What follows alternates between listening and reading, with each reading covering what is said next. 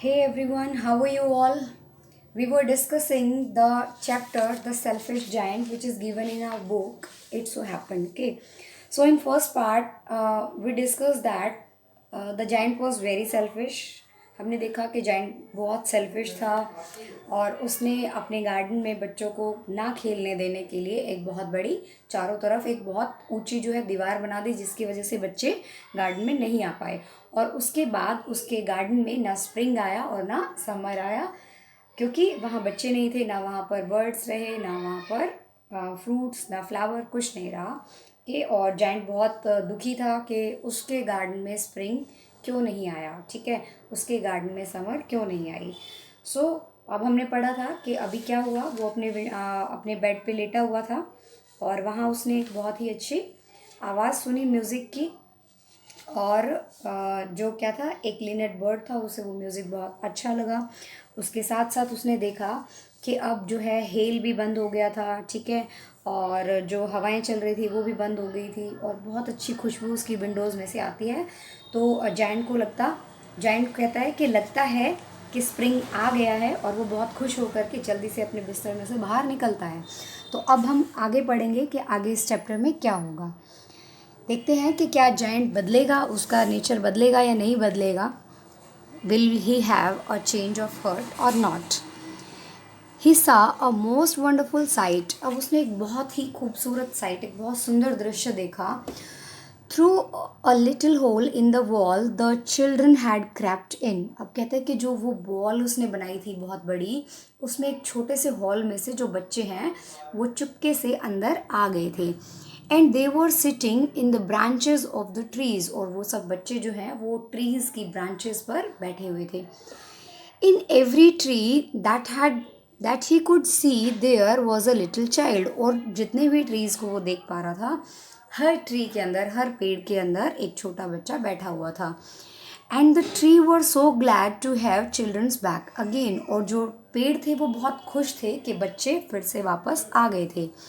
That they had covered themselves with blossoms. और बच्चे इतने खुश हो गए थे, सॉरी, ट्रीज इतने खुश हो गए थे बच्चों को देख करके कि हर ट्री के ऊपर क्या हुआ था, फूल आ गए थे। And were waving their arms gently above the children's head. और जो ट्रीज थे वो इतने खुश थे कि उनके ऊपर फूल आ गए थे और वो अपनी ब्रांचेस को उन बच्चों के सिर पर धीरे धीरे वेव कर रहे थे, मतलब उनके सिर को वो सहला रहे थे। The birds were flying about and twittering with delight. और जो बर्ड्स थे वो भी इधर उधर उड़ रहे थे और खुशी से चहचहा रहे थे। ट्विटर मतलब चहचहाना। And the flowers were looking up through the green grass and laughing. और जो फ्लावर्स थे वो क्या कर रहे थे, ऊपर की तरफ देख रहे थे घास के अंदर से निकल करके और जोर जोर से हंस रहे थे। It was a lovely scene. ये बहुत ही लवली सीन था। Only in one corner it was still winter. लेकिन अभी भी गार्डन के एक छोटे से कॉर्नर में अभी भी क्या थी, विंटर थी, यानी कि सर्दियाँ थी। तो ये कैसे हो रहा था। It was the farthest corner of the garden. ये गार्डन का सबसे दूर का कॉर्नर था। And in it was standing a little boy. और इसके अंदर एक छोटा सा लड़का खड़ा था। He was so small that he could not reach up to the branches of the tree. और अब वो बच्चा इतना छोटा था कि वो जो ट्री की जो ब्रांचेस थी वहाँ तक पहुँच नहीं पा रहा था, मतलब उसकी हाइट इतनी कम थी कि वो पेड़ पर चढ़ नहीं पा रहा था। And he was wondering all around it. और वो जो है वो बार बार पेड़ के चारों तरफ घूम रहा था। क्राइंग बिटरली, और बहुत ज़ोर से रो रहा था। The poor tree was still covered with Frost and snow. और बेचारा जो पेड़, जिस पेड़ के पास वो घूम रहा था, वो अभी भी पूरा स्नो और फ्रॉस्ट से कवर था। And the north wind was blowing the end roaring above it. और इसके ऊपर जो है नॉर्थ विंड, जो बहुत ठंडी थी, जो ठंडी हवा थी उत्तर से आने वाली, वो अभी भी उसके ऊपर बह रही थी। Climb up little boy said the tree. और अब ट्री ने कहा कि छोटे बच्चे ऊपर चढ़ जाओ। And it bent its branches down as low as it could, but the boy was too tiny.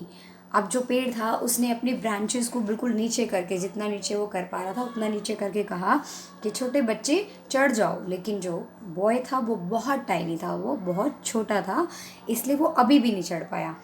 And the giant's heart melted as he looked out. और अब जब उसने ये सीन देखा तो जो जायंट था उसका जो दिल था वो बिल्कुल पिघल गया।